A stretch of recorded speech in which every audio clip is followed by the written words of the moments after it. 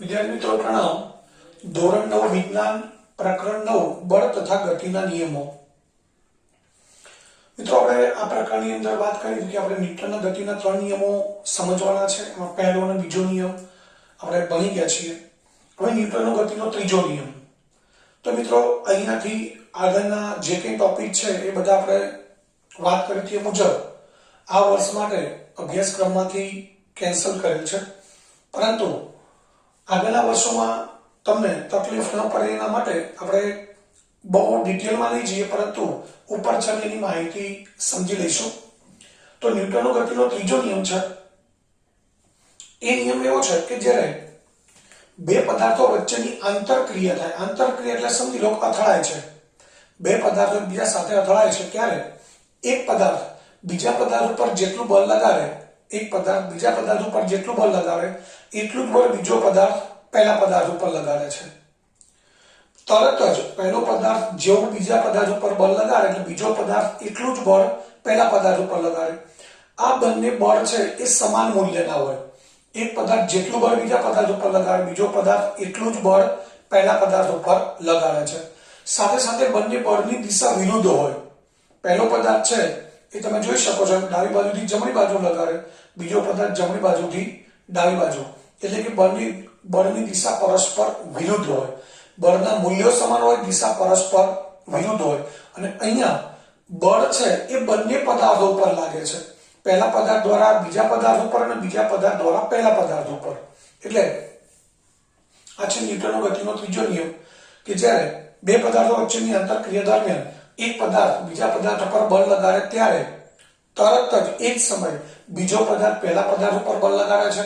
આ બંને બળ સમાન મૂલ્યના અને પરસ્પર વિરુદ્ધ દિશામાં હોય છે, અને આ બળ બે અલગ અલગ પદાર્થો પર લાગે છે, એક જ પદાર્થ પર લાગતા નથી। મિત્રો એને આપણે કેટલાક ઉદાહરણ દ્વારા સમજીશું। તો ઉદાહરણ તરીકે આપણે કેટલીક વખત ફૂટબોલની રમત છે, ક્રિકેટની રમત છે, એની અંદર જોતા હોઈએ, ખાસ ફૂટબોલની રમતની અંદર ખેલાડી છે બોલને કિક મારવા માટે દોડતા હોય છે, તો એ કિક મારવા દોડે છે એ દરમિયાન એક ખેલાડી બીજા ખેલાડી સાથે અથડાય છે, તો પહેલા ખેલાડી દ્વારા બીજા ખેલાડી પર બળ લાગે છે। મિત્રો તો આપણા મગજની અંદર એવો ખ્યાલ હોય સામાન્ય કે એક ખેલાડી છે બીજા ખેલાડી સાથે અથડાય એટલે પહેલા ખેલાડી દ્વારા બીજા ઉપર બળ લાગે છે। હકીકતમાં એવું નથી મિત્રો, એક ખેલાડી બીજા ખેલાડી પર જેટલું બળ લગાડે છે તો બીજો ખેલાડી પણ પહેલા ખેલાડી પર એટલું જ બળ લગાડે છે। એટલે તમે કદાચ ધ્યાનથી જોયું હશે કે જે ખેલાડી અથડાય છે એ પણ ઘણીવાર ક્યાંક ફેંકાઈને દૂર પડી જતો હોય છે, બીજો ખેલાડી તો પડી જ જવાનો છે, સાથે સાથે પહેલો ખેલાડી પણ ક્યાંક અથડાઈને દૂર ફેંકાઈ જતો હોય છે। એટલે એનું કારણ એ છે કે પહેલો ખેલાડી બીજા ખેલાડી પર બળ લગાડે છે તો બીજો ખેલાડી પણ પહેલા ખેલાડી પર બળ લગાડે, અને ત્યાં ઈજા થવાની શક્યતાઓ બંને ખેલાડી પર છે। એટલે અહીં આપણે કહી શકીએ કે ન્યૂટનનો ગતિનો ત્રીજા નિયમ મુજબ બળ છે એ બંને ખેલાડીઓ એકબીજા ઉપર લગાડે છે। કેટલાક ઉદાહરણો આપણે જોઈશું। બીજું ઉદાહરણ છે કે મિત્રો આપણે જ્યારે જમીન પર ચાલતા હોઈએ છીએ, રોડ ઉપર ચાલતા હોઈએ, ત્યારે આપણું જે સ્નાયુ પેશી છે, પગની સ્નાયુ, પગના સ્નાયુ, એના દ્વારા આપણે રોડ પર ચાલીએ ત્યારે આપણને ખબર નથી, પણ આપણે જ્યારે ડગલું ભરીએ છીએ ત્યારે આપણે પગ દ્વારા જે રોડ ઉપર બળ લાગે છે, હવે એ બળ લાગે છે એને કારણે જે જમીન છે કે રસ્તો છે એ આપણે પગ દ્વારા રસ્તા ઉપર બળ લાગ્યું, તો મિત્રો રસ્તાની સપાટી છે એ પણ આપણા પગ ઉપર વિરુદ્ધ દિશામાં બળ લગાડશે। આપણે ઉપરથી નીચે બળ લગાડીએ છીએ તો રસ્તો છે કે સપાટી છે રોડની એ નીચેથી આપણા પગને ઉપર તરફ બળ લગાડે, એટલે આપણે આગળ રસ્તા ઉપર ચાલી શકીએ છીએ। મિત્રો અહીંયા જ્યારે બે બળ લાગતા હોય ત્યારે એક બળને ક્રિયાબળ અથવા તો આઘાત કહેવાય। ધારો કે અહીંયા બે પદાર્થો છે, આ A છે અને આ B છે,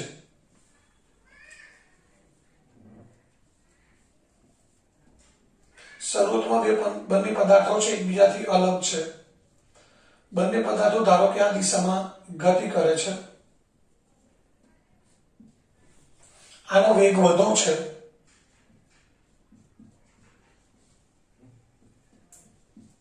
આનો વેગ ઓછો છે, તો મિત્રો અમુક સમય પછી આ બીજો દડો છે એ દડા બી સાથે અથડાશે.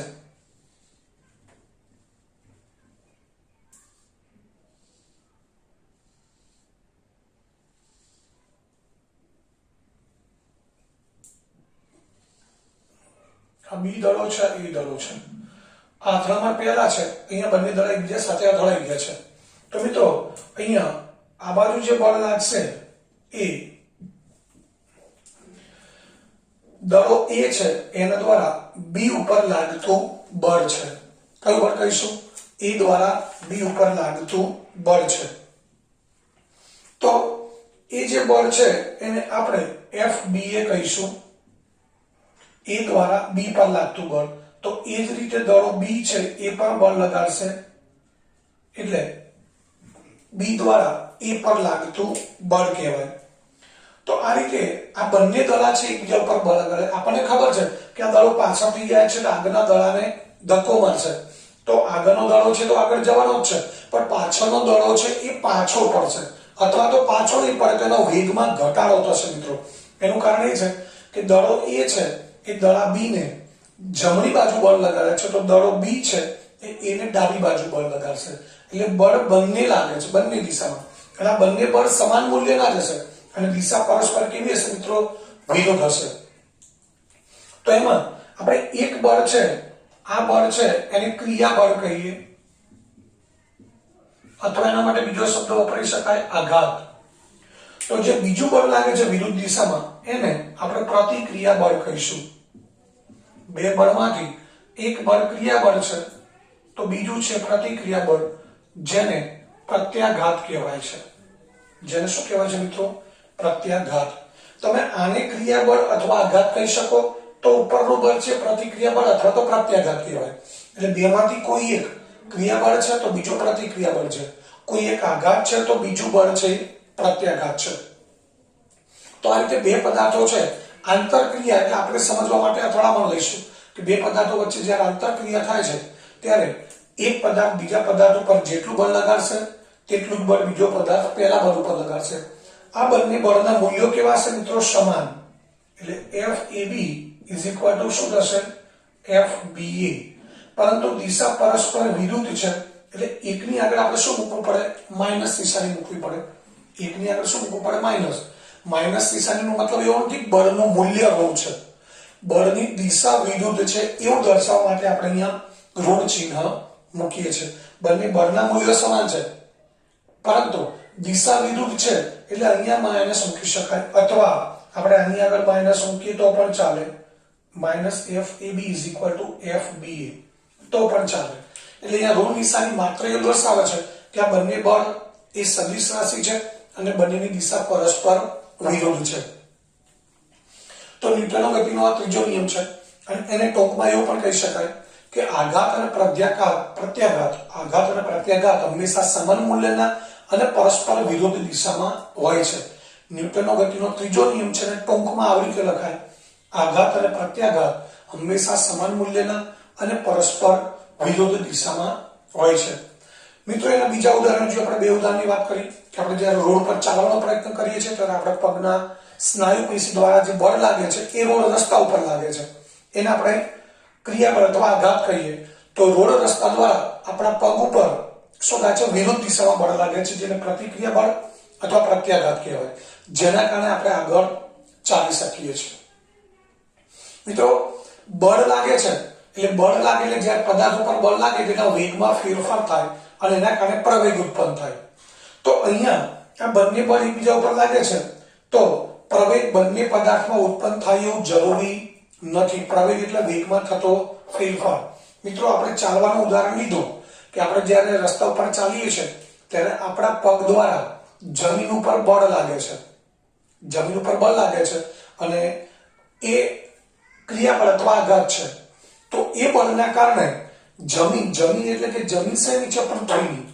તો પૃથ્વીમાં પ્રવેગ ઉત્પન્ન થવો જોઈએ, પરંતુ આપણે એક સામાન્ય સમજ આપણી એટલી છે કે આપણે પગ દ્વારા જે બળ લગાડીએ છીએ એનાથી પૃથ્વીમાં પ્રવેગ ઉત્પન્ન થાય નહીં. પરંતુ જે જમીન દ્વારા આપણા પગ ઉપર બળ લાગે છે એના કારણે આપણા પગમાં શું ઉત્પન્ન થાય છે? આપણા શરીરમાં પ્રવેગ ઉત્પન્ન થાય છે। તો મિત્રો બંને બળ સમાન મૂલ્યના છે, પરંતુ એના કારણે બંને પદાર્થોમાં એક સરખો જ પ્રવેગ ઉત્પન્ન થાય એવું જરૂરી નથી। એનું કારણ એ છે કે બંને પદાર્થોના દળ જુદા જુદા હોય। આપણે પગ દ્વારા પૃથ્વી પર જે બળ લગાડીએ એ બળથી પૃથ્વીને કોઈ અસર થવાની નથી, એટલે એ બળ દ્વારા પૃથ્વીમાં પ્રવેગ નથી ઉત્પન્ન થતો, પરંતુ એનું કારણ એ છે મિત્રો કે પૃથ્વીનું દળ ખૂબ વધારે છે। જ્યારે પૃથ્વી દ્વારા આપણા શરીર પર એટલે કે આપણા પગ ઉપર જે પ્રતિક્રિયા બળ કે પ્રત્યાઘાત લાગે છે, તો એના કારણે આપણા પગમાં અને આપણા શરીરમાં પ્રવેગ ઉત્પન્ન થાય છે। એનું કારણ એ છે કે પૃથ્વીની સરખામણીમાં આપણા શરીરનું દળ ખૂબ ઓછું છે, નહિવત ગણી શકાય। એટલે અહીંયા આ ખાસ ધ્યાન રાખીશું કે બંને બળ સમાન મૂલ્યના છે, પરંતુ બંને બળ દ્વારા બંને પદાર્થોમાં ઉદ્ભવતો પ્રવેગ સરખો હોય એવું જરૂરી નથી, કારણ કે પ્રવેગ છે એ દળ ઉપર આધારિત હોય અને બંને પદાર્થોના દળ જુદા જુદા હોય તો બંનેમાં પ્રવેગ ઉદ્ભવે એવું શક્ય નથી। બીજું ઉદાહરણ જોઈએ કે આપણે દિવાલ ઉપર દડો ફેંકીએ છીએ, તો એ દડો દિવાલ સાથે અથડાય છે ત્યારે દડા દ્વારા દિવાલ ઉપર આઘાત લાગે છે અથવા તો ક્રિયાબળ લાગે છે, તો દડો ત્યાંથી પાછો આવે છે। તો મિત્રો દડો દિવાલ ઉપર ક્રિયાબળ લગાડે છે, આઘાત લગાડે છે, તો દિવાલ છે એ દડા પર શું લગાડે છે? પ્રત્યાઘાત અથવા તો પ્રતિક્રિયા બળ લગાડે છે। બીજું ઉદાહરણ જોઈએ કે જ્યારે નદીના કિનારે હોડી હોય ત્યારે એનો નાવિક છે કે એનો ખલાસી છે એ જ્યારે હોડી પરથી કૂદકો મારી અને નદી કિનારે જાય છે ત્યારે એ હોડી છે એ નદીમાં પાછળ તરફ ધકેલાય છે। તો ત્યાં બે પ્રકારના બળ લાગે છે, એક હોડી દ્વારા ખલાસીને બહાર ધકેલવા માટેનું બળ અને ખલાસીના પગ દ્વારા હોડીને લાગતું બળ, જેના કારણે હોડી શું થાય છે? નદીમાં પાછી ધકેલાય છે। તો અહીંયા પણ મિત્રો બે પ્રકારના બળ લાગે છે। બીજું એક ઉદાહરણ જોઈએ, જ્યારે રાઇફલ છે એ રાઇફલમાંથી ગોળી છૂટે છે, રાઇફલમાંથી ગોળી છૂટે એટલે રાઇફલ દ્વારા ગોળી પર બળ લાગે છે અને બળને કારણે ગોળી પ્રવેગી ગતિ કરે છે, એટલે કે ખૂબ જ ઝડપથી ગોળી દૂર તરફ જાય છે।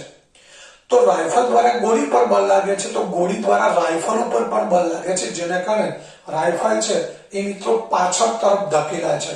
તમે કદાચ રિયલ લાઈફમાં નહીં જોયું પણ ક્યાંક મૂવીમાં કે ટીવીમાં જોયું હશે કે રાઇફલ દ્વારા જ્યારે ગોળી છૂટે છે ત્યારે રાઇફલ દ્વારા ગોળી પર બળ લાગે છે, એ આઘાત અથવા તો ક્રિયાબળ છે, તો ગોળી દ્વારા રાઇફલ ઉપર બળ લાગે, પરંતુ ગોળી નાની છે, દળ ખૂબ ઓછું છે, એટલે રાઇફલ દ્વારા ગોળી ઉપર લાગતું બળ અને ગોળી દ્વારા રાઇફલ ઉપર લાગતું બળ બંને બળ સરખા છે, પરંતુ બંનેમાં ઉદ્ભવતો પ્રવેગ એક સરખો નથી। એનું કારણ એ છે મિત્રો કે ગોળી નાની છે, એનું દળ ખૂબ ઓછું છે, એની સરખામણીમાં રાઇફલનું દળ ઘણું વધારે છે, તો રાઇફલ દ્વારા ગોળીમાં ખૂબ વધારે પ્રવેગ ઉત્પન્ન થાય અને ગોળી દૂર સુધી જાય છે, જ્યારે રાઇફલ ઉપર ગોળી દ્વારા જે બળ લાગે છે એના કારણે રાઇફલમાં પ્રવેગ ઉત્પન્ન થાય છે, પરંતુ ખૂબ ઓછો હોય, જેને કારણે રાઇફલ પાછળ તરફ ધકેલાય છે। તો મિત્રો આ પણ ન્યૂટનના ગતિના ત્રીજા નિયમનું ઉદાહરણ છે। ત્યારબાદ એક બીજી પ્રવૃત્તિ છે, અહીંયા તમારી સામે આકૃતિમાં છે કે એક આપણે રબરનો ફુગ્ગો લેવાનો છે, એમાં હવા ભરી, રબરનો ફુગ્ગો લઈ હવા ભરી અને એનું મોઢું છે દોરી વડે બાંધી દેવાનું છે। ત્યારબાદ એક સ્ટ્રો લેવાનો છે, સ્ટ્રો આપણે જે કોલ્ડ ડ્રિંક્સ પીવા માટે લઈએ છીએ એ સ્ટ્રો લઈ અને એની સાથે આવો સ્ટ્રો છે એની સાથે ફુગ્ગો અહીંયા ચિપકાવી દેવાનો છે સેલોટેપ કે પછી ફેવિકોલ છે એની મદદથી। હવે આ જે સ્ટ્રો છે એમાંથી એક દોરી પાસ કરવાની છે, આ દોરી પાસ કરી દેવાની છે અને દોરીના બે છેડા છે દિવાલ સાથે બાંધી દેવાના છે। આકૃતિ તમારી સામે છે કે બે આધાર છે એની સાથે દોરી બાંધેલી છે, એ દોરી છે સ્ટ્રોમાંથી પસાર કરી છે, સ્ટ્રોની સાથે ફુગ્ગો બાંધેલો છે, ફુગ્ગાનું મોઢું છે એ દોરી વડે બંધ છે। હવે તમે જોઈ શકો છો ફુગ્ગો કોઈ એક છેડે છે, એક બાજુ ફુગ્ગો છે। હવે આપણે ફુગ્ગાનું મોઢું બાંધેલું દોરી છોડી દઈએ, દોરી છોડી દઈએ છે એટલે શું થશે? આપણને બધાને ખબર છે કે ફુગ્ગામાંથી હવા બહાર નીકળશે। તો તમે આકૃતિમાં જુઓ છો કે ફુગ્ગામાંથી હવા બહાર નીકળે છે, એ જે દિશામાં હવા બહાર નીકળે છે તો એ ફુગ્ગા દ્વારા હવા પર લાગતું બળ છે, જેના કારણે હવા બહાર ફેંકાય છે। તો જેટલા બળથી હવા બહાર ફેંકાય છે એટલું જ બળ મિત્રો હવા કોને આપે છે? ફુગ્ગાને।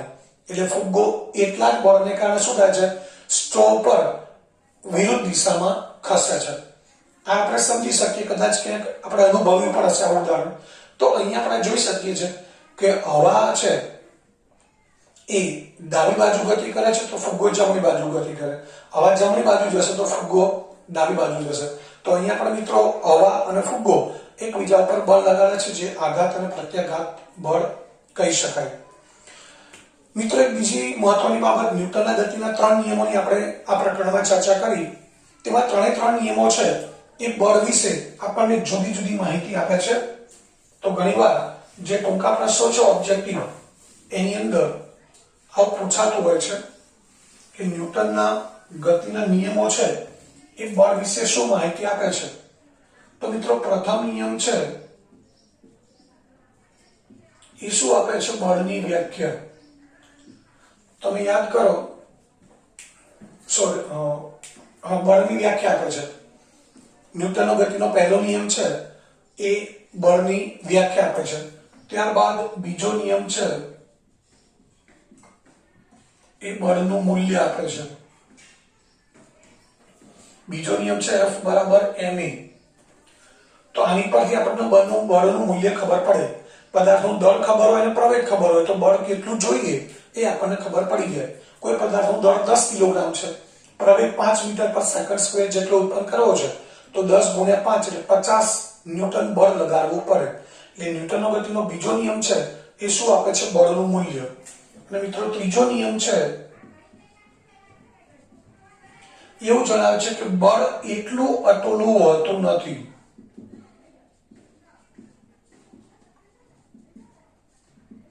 બળ હંમેશા જોડીમાં હોય.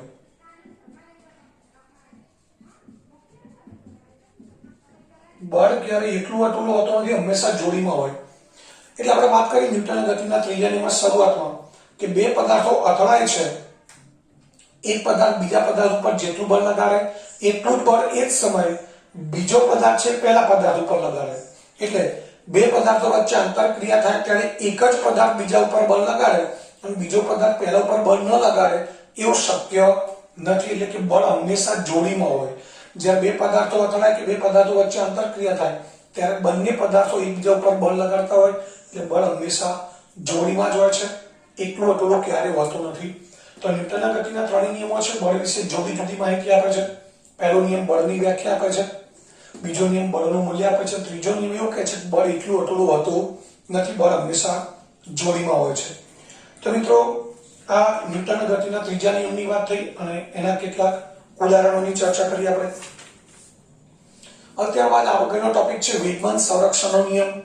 મિત્રો આપણે એક અગત્યનો પ્રશ્ન છે, પરંતુ આપણે સિલેબસમાંથી કેન્સલ કરેલો છે, એટલે આપણે એને ટૂંકમાં સમજવાનો પ્રયત્ન કરીશું. હવે વેગમાન સંરક્ષણનો નિયમ.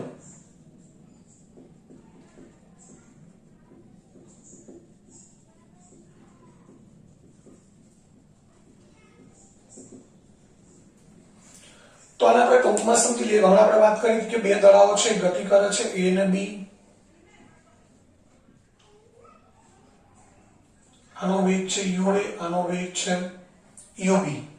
હવે આ અથડામણ પહેલા આનું દળ છે M અને MA, આનું દળ છે MB. તો અથડામણ પહેલા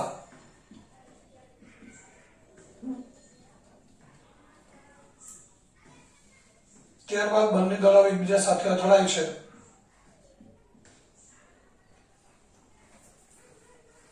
હવે આ બંને દળો એકબીજા ઉપર બળ લગાડે છે, જે હમણાં આપણે વાત કરી એમ કે આ બળ છે FBA છે, B પર A દ્વારા લાગતું બળ અને B દ્વારા A પર લાગતું બળ. બંને દળો અથડાય છે. હવે અથડામણ બાદ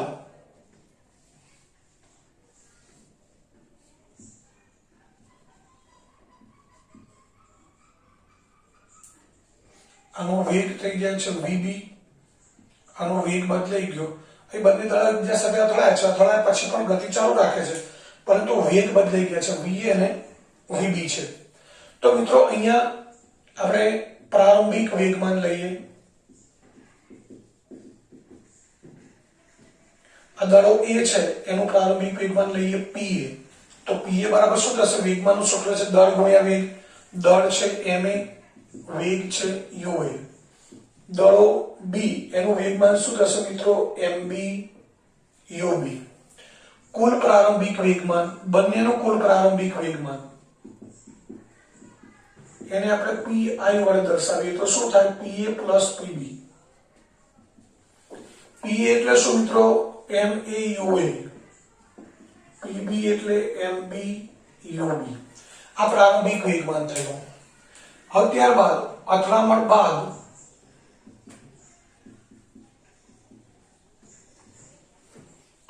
બાદ દળો a છે એનું વેગમાન લઈએ છીએ આપણે p ડેશ a. એ શું થશે મિત્રો? m a v a. કારણ કે વેગ શું થઈ ગયો? દળ તો ma અને mb છે, દળ બદલાવાનું નથી, પરંતુ વેગ va થઈ ગયો. દળ b નું વેગમાન p dash b mb vb. હવે કુલ અંતિમ વેગમાન pf બરાબર mava પ્લસ mb vb. તો આ કુલ પ્રારંભિક વેગમાન છે. બંને દળાઓ ગતિમાં છે, ગતિ કરે છે, એ દરમિયાન બંનેનું કુલ વેગમાન pi બરાબર maua પ્લસ mb ub. અથડામણ થઈ, અથડામણ બાદ એમનો વેગ બદલાઈ ગયા. દળ a નો વેગ va થઈ ગયો, b નો વેગ vb થઈ ગયો. અને અથડામણ બાદનું અંતિમ વેગમાન છે pf બરાબર mava પ્લસ mb vb. તો મિત્રો અહીંયા થિયરી ઘણી લાંબી છે, સમજૂતી ઘણી લાંબી છે. આપણે ટૂંકમાં એટલું સમજવું છે કે અહીંયા જ્યારે આપણે થિયરી આખી સમજીએ ત્યારે આપણને છેલ્લે આવું પરિણામ મળે pi pf. જેમાં આ સાબિત કરવા માટે આપણે ન્યૂટનના ગતિનો બીજો નિયમ અને ત્રીજો નિયમ આ બંનેનો ઉપયોગ કરવાનો હોય છે. એટલે આપણે આ પરિણામ ઉપર આવીએ pi બરાબર pf. હવે pi એટલે શું છે મિત્રો? maua પ્લસ mbub બરાબર mava પ્લસ mbvb. આવું પરિણામ મળે. એટલે કે કુલ પ્રારંભિક વેગમાન અને કુલ અંતિમ વેગમાન અચળ રહે છે. મિત્રો અહીંયા વેગ બદલાય છે, તમે જુઓ છો વેગ ua માંથી va થઈ ગયો, ub માંથી vb થઈ ગયો. વેગ બદલાય છે, પરંતુ વેગ બદલાય છે એટલે વેગમાન પણ બદલાય છે. પરંતુ અહીંયા કદાચ આનું વેગમાન ઘટશે તો આનું વેગમાન વધશે. એટલે વેગમાનનો સરવાળો છે એ બંને વખતે કેવો રહેશે? સરખો. આ પહેલો જે સરવાળો તો વેગમાનનો, જે આપણે કુલ પ્રારંભિક વેગમાન કહીએ છીએ, એ સરવાળો અને અથડામણ બાદ વેગમાનનો સરવાળો એ હંમેશા સરખો રહેશે. એટલે એવું કહી શકીએ કે વેગમાનનું સંરક્ષણ થાય છે, એટલે કે વેગમાનમાં કોઈ ફેરફાર થતો નથી. એટલે આની પરથી આપણે એવું કહી શકીએ કે બાહ્ય અસંતુલિત બળોની ગેરહાજરીમાં આ બે પદાર્થો છે એમની વચ્ચે આંતરક્રિયા થાય છે, પરંતુ આમની પર કોઈ પણ પ્રકારનું બાહ્ય બળ લાગતું નથી. ત્યારે અસંતુલિત બાહ્ય બળોની ગેરહાજરીમાં આંતરક્રિયા કરતા બે પદાર્થો છે એ બે પદાર્થોનું અથડામણની ઘટનામાં કુલ વેગમાન હંમેશા અચળ રહે છે. એટલે અથડામણ પહેલાનું વેગમાન અને અથડામણ પછીનું વેગમાન કેવું રહે છે? સરખું. કુલ વેગમાન અચળ રહે છે, એનો મતલબ કુલ વેગમાન બદલાતું નથી. બંને દળાનું વ્યક્તિગત વેગમાન બદલાય, પણ કુલ વેગમાન એટલે બંનેના વેગમાનનો સરવાળો અચળ રહે છે. આ છે મિત્રો વેગમાન સંરક્ષણનો નિયમ. તો આ વેગમાન સંરક્ષણ નિયમ આપણે આ રીતે ટૂંકમાં સમજવાનો છે. તો હવે આગળ એક કારણ છે એ પણ જોઈ લઈએ કે ફાયર બ્રિગેડના કર્મચારી છે. ફાયર બ્રિગેડ આપણે જોઈએ છે ઘણી બધી વખત હમણાં આગ લાગતી હોય છે શહેરોમાં. તો ફાયર બ્રિગેડના કર્મચારી છે તીવ્ર વેગથી મોટી માત્રામાં બહાર ફેંકતી નળી છે ને પકડવામાં મુશ્કેલી પડે. ફાયર બ્રિગેડનું જે ગાડી હોય એમાંથી તીવ્ર વેગથી પાણી જ્યાં લાગે ત્યાં જતું હોય તો એને નળી પકડવા મુશ્કેલી પડે. એનું કારણ છે મિત્રો કે જ્યારે વાળી કે વળી શકે તેવી નળી વડે ફાયર બ્રિગેડનો કર્મચારી છે એ પાણીનો છંટકાવ તીવ્ર વેગથી મોટી માત્રામાં આગળની તરફ કરે છે. એટલે એમાં મશીન દ્વારા પંપ દ્વારા તીવ્ર વેગથી પાણી બહાર ફેંકાતું હોય છે. એટલે એ વખતે એ નળીમાંથી જે પાણીનો પ્રવાહ જતો હોય છે ખૂબ વેગથી જતો હોય છે. એટલે કે એ નળી દ્વારા પાણી પર ખૂબ જ વધારે વેગ લાગે છે, બળ લાગે છે. તો તીવ્ર પ્રચંડ વેગથી પાણી બહાર જતું હોય છે એટલે પાણીને બળ લાગે છે એટલે પાણી બહાર જાય છે. તો સાથે સાથે એ જ વખતે નળીને પાછળની દિશામાં પાણી, આપણે જેમ ફુગ્ગાની વાત કરીએ, ફુગ્ગામાંથી હવા બહાર નીકળે તો જે દિશામાં હવા બહાર નીકળે એની વિરુદ્ધ દિશામાં ફુગ્ગો ગતિ કરે. તો અહીંયા પણ એવું જ થાય છે કે નળીમાંથી પાણી પ્રચંડ વેગથી બહાર જાય છે તો એ પાણી નળી ઉપર પણ વિરુદ્ધ દિશામાં બળ લગાડે છે અને નળી પણ વજનમાં મિત્રો ભારે હોય છે અને એના કારણે એ કર્મચારી છે એને એ નળી પર લાગતા વધારે બળને કારણે એ નળી પકડવામાં ઘણી મુશ્કેલી પડતી હોય છે. એટલે કહી શકીએ કે નળી દ્વારા પાણી ઉપર ક્રિયાબળ અથવા આઘાત લાગે છે તો પાણી દ્વારા નળી પર પ્રત્યાઘાત અથવા પ્રતિક્રિયા બળ, મોટા મૂલ્યનું પ્રતિક્રિયા બળ લાગે છે અને એના કારણે એ ફાયર બ્રિગેડના કર્મચારીને એ નળી પકડવામાં ઘણી મુશ્કેલી પણ પડતી હોય છે.